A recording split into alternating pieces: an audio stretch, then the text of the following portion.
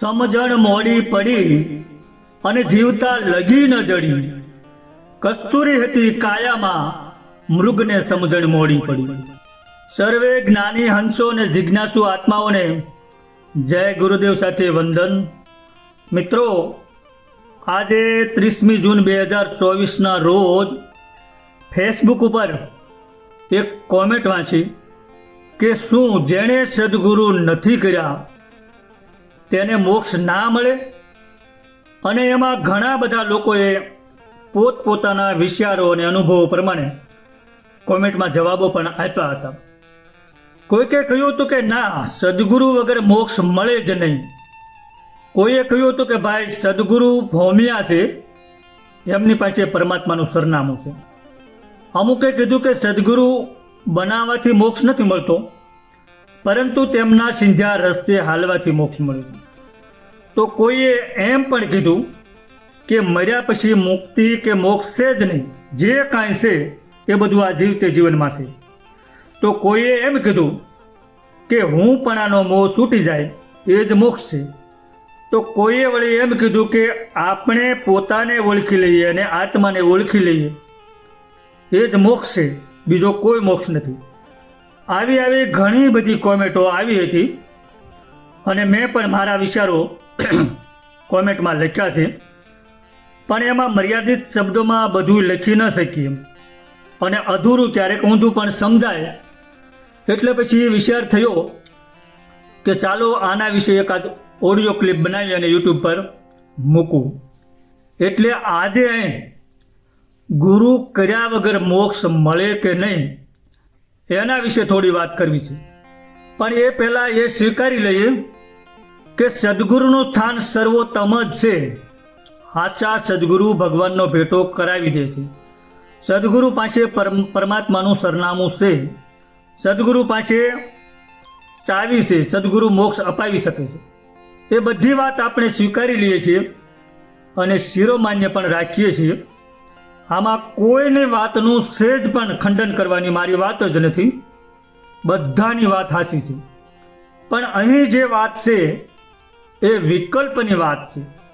સદગુરુ કર્યા હોય એના માટેની વાત છે જ નહીં. પણ જેને સદગુરુ ન જ કર્યા હોય તો મોક્ષ મળે કે નહીં, તો આ વાતમાં મારો મત એવો છે કે જો કે આટલું સાંભળીને જ ઘણાના મનમાં વીજળીના ઝબકારાની જેમ વિરોધી વિચાર આવી જશે કે ભાઈ આમાં આવા મનના મત કોઈના હાલે નહીં. હું પણ સ્વીકારું છું કે આ વાત મનના મતથી સમજાય એમ નથી, પણ પહેલાં મત સાંભળો તો ખરા. અઘરું જરૂર હશે પણ અશક્ય નહીં હોય. નંબર 1 કે સદગુરુ કરવાથી મોક્ષ મળે છે, તો એની સામે ઘણાને સદગુરુ કરવા છતાં મોક્ષ નથી મળતો, જ્ઞાન પણ નથી થતું. એમ કોઈ પણ બાબતમાં લક્ષ્ય સુધી પહોંચવાનો માત્ર ને માત્ર એક રસ્તો નથી હોતો. અનેક રસ્તાઓ હોય છે, પણ માણસની પ્રકૃતિ હંમેશા શોર્ટકટ સ્વીકારવાની રહી છે. સહેલામાં સહેલું શું છે, સહેલામાં સહેલું ક્યાં છે, એ જ માણસ પસંદ કરે છે. સદગુરુના માર્ગદર્શન પ્રમાણે એમના બતાવેલા રસ્તે રહેણીમાં રહીને ચાલો તો તમને જલ્દી મોક્ષ મળી જાય છે. પણ સદગુરુ ન કર્યા હોય, એને મોક્ષ મેળવવો હોય તો પણ મળી શકે છે. પણ પહેલાં તો મોક્ષ શું છે એ સમજો. તમારું મન નિર્વિકલ્પી બની શકે છે. મનમાં કોઈ ઈચ્છા જ ન રહે, કોઈ વસ્તુનું કે વ્યક્તિનું વળગણ ન રહે, કોઈ જાતનો મોહ ન રહે. તમારા મનમાં સંકલ્પ વિકલ્પ પેદા ન થાય તો એ મોક્ષ જ છે. બાકી મર્યા પછી કોઈને મોક્ષ મળ્યો કે નહીં એના પુરાવા મળતા નથી. હવે ટૂંકમાં મેં જે કોમેન્ટમાં જવાબ આપ્યો છે એ થોડોક વિસ્તૃત રીતે અહીં જણાવું છું. મારો જવાબ છે હા, ગુરુ કર્યા વગર પણ મોક્ષ મળી શકે છે. પણ જો તમારી તૈયારી હોય તો.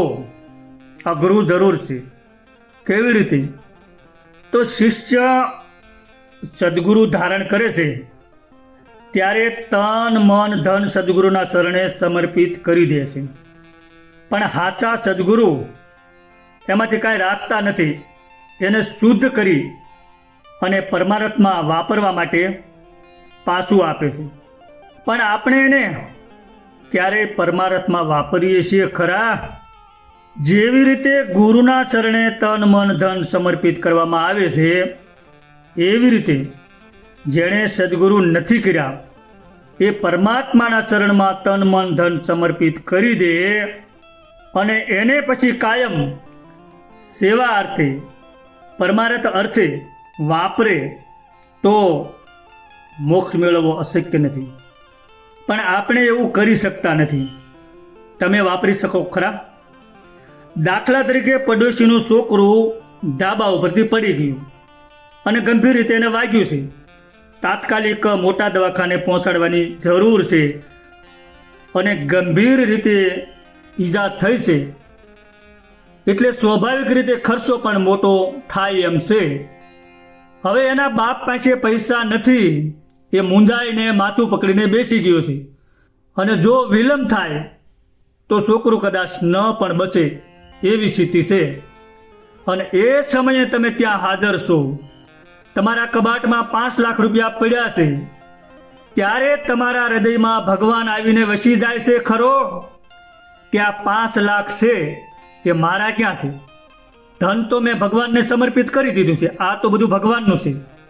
તો ત્યાં વિના સંકોચે એ પૈસા આપી શકો કે ભાઈ લે ઉઠ અને જલ્દી દવાખાને પહોંચી જઈએ?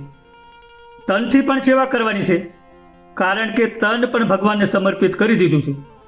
તો શું તમે 5 લાખ રૂપિયા લઈ એને આપી અને દવાખાને સાથે જઈ શકશો? જો તમારો જવાબ હા હોય, તમારી આવી તૈયારી હોય, તો ગુરુ કર્યા વગર પણ 100% તમને મોક્ષ મળી જાય. કારણ કે દેહધારી સદગુરુ ભલે ન કર્યા હોય, પણ તમે સીધા પરમાત્માના શરણે ગયા છો. બધાનો સદગુરુ પરમાત્મા એક જ છે. કૃષ્ણમ વંદે જગદગુરુ. તમે બધું પરમાત્માના શરણે ધરી દીધું છે. પછી તમે કાંઈ છો જ નહીં, ખાલી થઈ ગયા છો, શૂન્ય થઈ ગયા છો, અહમનો ભાર મૂકીને હળવા ફૂલ થઈ ગયા છો. મારું કાંઈ છે જ નહીં, જે કાંઈ છે એ બધું પરમાત્માનું જ છે. હું કાંઈ છું જ નહીં, મને કોઈ મોહ માયા આશા તૃષ્ણા કાંઈ છે નહીં. જો તમે આવી સ્થિતિમાં જીવતા હો તો એ જ મોક્ષ છે. સંતો કહે છે ને કે આશા ત્યાં વાચા. જીવનના છેલ્લા શ્વાસે જ્યાં આશા રહી જાય ત્યાં એ યોનિમાં પુનર્જન્મ થાય છે, એવું સંતો અને શાસ્ત્રો કહે છે. તો હવે તમે અહીં બધું જ પરમાત્માને શરણમાં છોડી જ દીધું છે, તમારી કોઈ આશા ઈચ્છા છે જ નહીં, તો પછી નવા જન્મની વાત જ ક્યાં રહી? એમ જન્મ મરણના ચક્રમાંથી પણ મુક્ત થઈ ગયા. આમ ગુરુ ન કર્યા હોય તો પણ આવી રીતે જીવી શકો તો તમારો મોક્ષ જ છે. પણ આવી રીતે કોઈ જીવી શકતું નથી. વાતું કરવી સહેલી છે, પણ આચરણમાં મૂકવું બહુ અઘરું છે. એ તો કોઈક મરજીવા હોય એ જ આવી રીતે બધું છોડી શકે છે, અને આવી રીતે છોડી શકે એના માટે મોક્ષ મેળવવો અઘરું પણ નથી. સદગુરુ ભગવાનની જય.